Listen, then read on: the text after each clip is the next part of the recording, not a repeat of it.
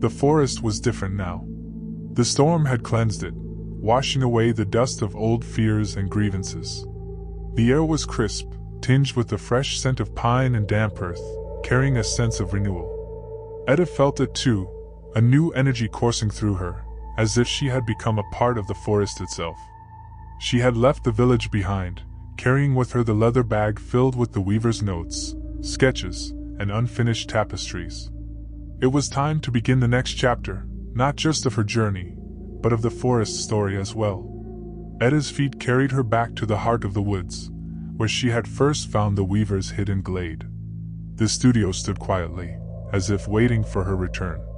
This time, there was no hesitation as she opened the door. The sunlight poured in, illuminating the familiar space, the loom, the dyes, the threads. It was as if the studio had been holding its breath, waiting for her to breathe new life into it.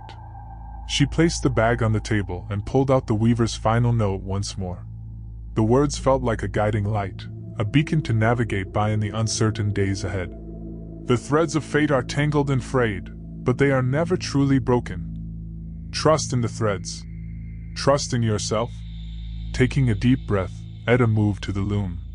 Her fingers hovered over the threads, feeling the hum of their latent energy. The room seemed to pulse with anticipation, as if the forest itself was watching, waiting for what she would create. The weaver had left her his legacy, and now it was time for her to add her own voice to the tapestry. She began slowly, almost hesitantly, weaving the first few threads.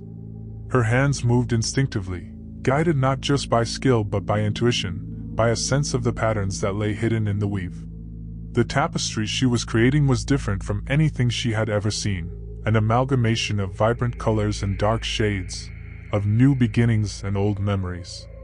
It was a tapestry of transformation, one that told the story of the storm, of the villagers' fears, of her own journey, and the lessons she had learned along the way. As the hours passed, she lost herself in the rhythm of weaving. The threads seemed to take on a life of their own, guiding her hands as if they knew exactly where they needed to go. Etta felt a connection to the weaver, a silent understanding that this was what he had intended all along, for her to take up his mantle, to continue his work, but in her own way. When she finally stepped back, the tapestry was complete. It was a scene of the storm, but it was unlike any of the weaver's darker pieces. The swirling clouds were shot through with golden threads, representing hope and the light that had broken through the darkness.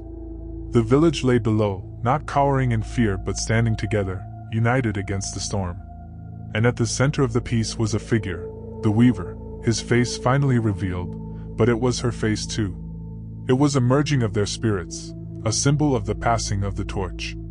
Etta realized then that this tapestry was not just a story of the past but a vision of the future.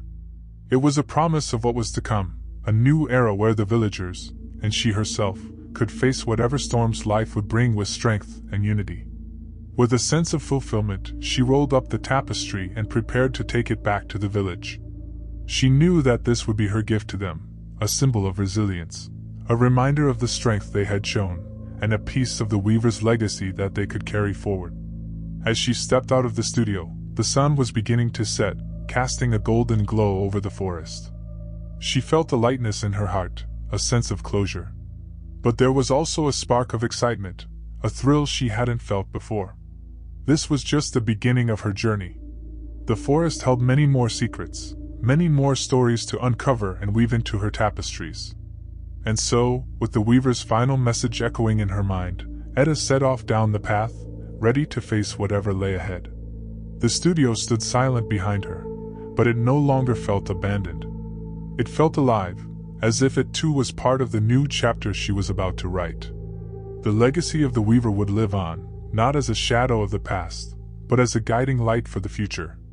And Etta, with her newfound sense of purpose and her deep connection to the loom's magic, knew that she was ready to weave her own story into the tapestry of the forest's fate.